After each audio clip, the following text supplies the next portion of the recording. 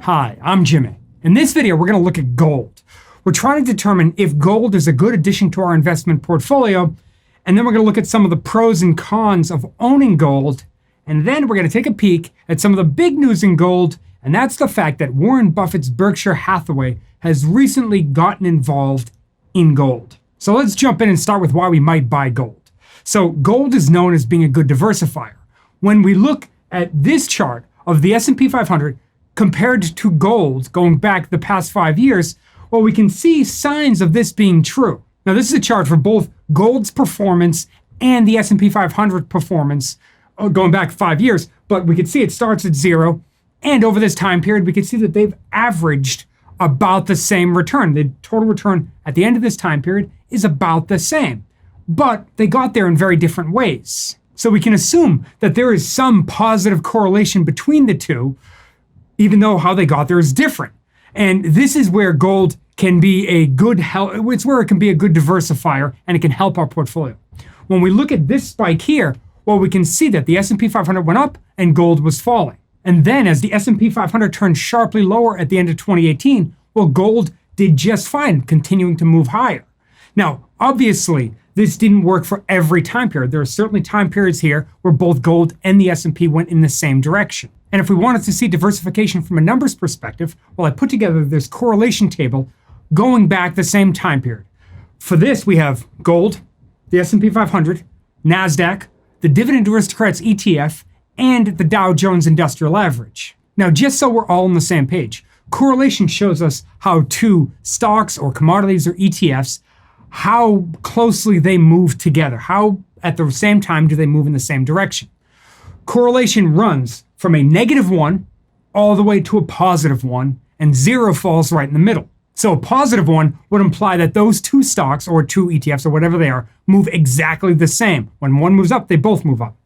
When we look at the -1, that would imply that they move exactly the opposite directions. In 0, when you get closer to 0, well, that really implies that they're not that correlated. You can't really use one to predict the other. So when we look at something like NOBL, that's the Dividend Aristocrats ETF, and then we would compare that to the S&P 500, well, we can see that these two are highly correlated over this time period. This 0.955 would fall about here on our correlation scale.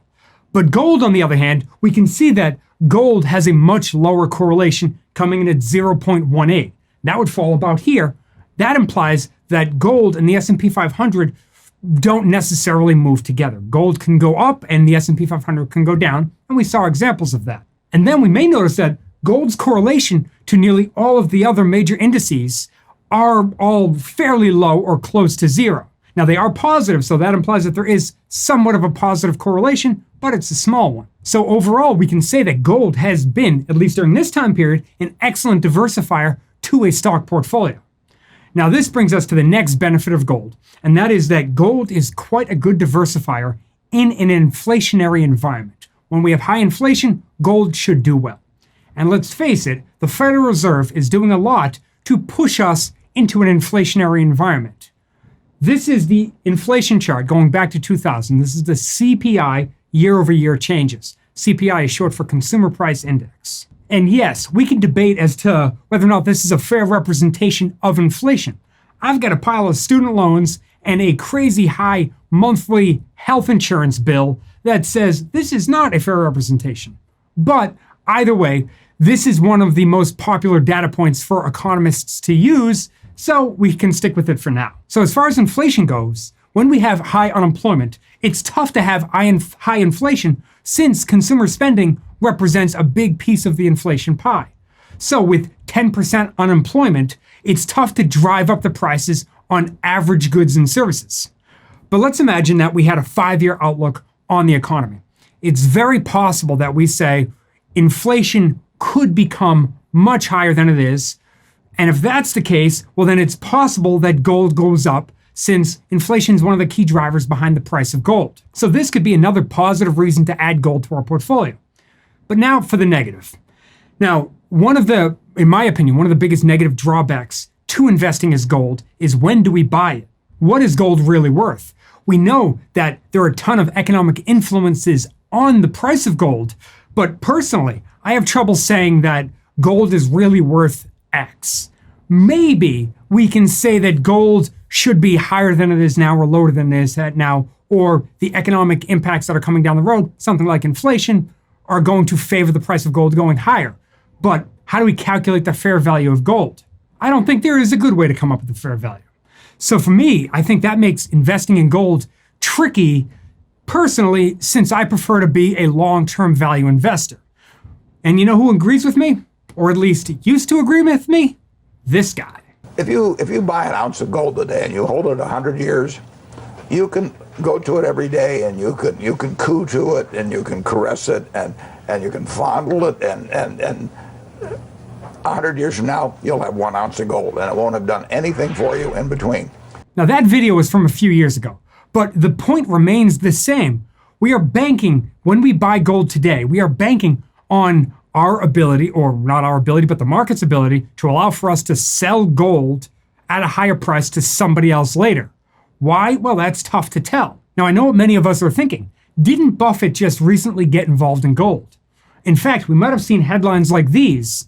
And first, I think that we should clarify that despite these somewhat misleading headlines, Buffett actually bought Barrick Gold, ticker symbol GOLD, not gold the commodity. And I think that's a very important distinction. It's very possible that gold stays, let's say, right in this area, and Barrick Gold, let's say they increase their production and therefore they make a larger profit.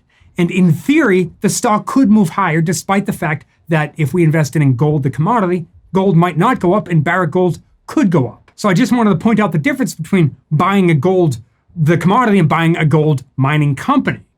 But although it's not exactly the same, it is a very important point that they do move very close to each other. The higher gold goes, the more profit a gold mining company will make. And that brings us to the second point, and that is that I think it's very possible that Warren Buffett did not buy Barrick Gold himself. Buffett has 2 portfolio managers that work for Berkshire Hathaway, and I think each of them manage somewhere in the $19 to $20 billion range right now. So it's very possible that they took a $500 million, $550 million stake and put it into Barrick Gold. And if we're wondering, no, they don't have to clear their investments with Buffett himself. He's come out a few times and said that they can buy whatever they want, whenever they want. They can buy as many or as few stocks as they choose. So personally, I think that this is likely what happened. And I think it's very possible that they're investing in gold for the reasons we discussed. The economic environment right now is favoring the fact that gold could keep moving higher or at least stay the same. And if that's the case, owning a gold mining stock could make a lot of sense. So now we ask the question, does it make sense to add gold, the commodity, to our portfolio? And if so, how should we buy it? Well, personally, I think it could make some sense here. Like I said, between what the Fed is doing and the overall economic environment, it's very possible that gold at least stays high, possibly continues to move higher. So for many investors, I think gold could be a very good addition to their overall portfolio. Now, personally, I'm not buying it, and that's because I have limited funds invested, and I only own a couple stocks. I own Disney and Intel right now, and I'm continuing to add to that portfolio to try to diversify it. I wouldn't add gold to that portfolio until I thought it was frankly complete and I was looking to add more diversification benefits to it. Right now, I need to spread out the investments among different sectors and other growth opportunities. But if I was going to buy it, well, I think it makes the most sense to buy it in the form of an ETF. There are many gold ETFs that track the price of gold. We buy the ETF, they take that money, they actually go out and buy gold, store it in a vault, and the price of the ETF should track the gold, the spot price of gold very closely. And at least the big gold ETFs tend to be much more liquid than buying physical gold. Now, GLD is the largest gold ETF out there, but I'm actually a bigger fan of BAR. BAR, B-A-R, is the ticker symbol. That's the Granite Shares Gold ETF. And it does exactly what GLD does, except BAR charges a much smaller fee. So for me, I think that's worth it considering that we're getting the exact same thing. Now, I do think I should point out that I actually have a relationship with Granite Shares. They don't pay me or anything, but my father owns an investment company that created an index that Granite Shares uses for their HIPS ETF. HIPS is for high income pass-through securities. And basically what it does is it's a high dividend ETF. And my father, when my father was reconstructing that index, he actually called me, brought me in, said, hey, will you rebuild this for me? I'd never done an ETF, so I was very excited to give it a go.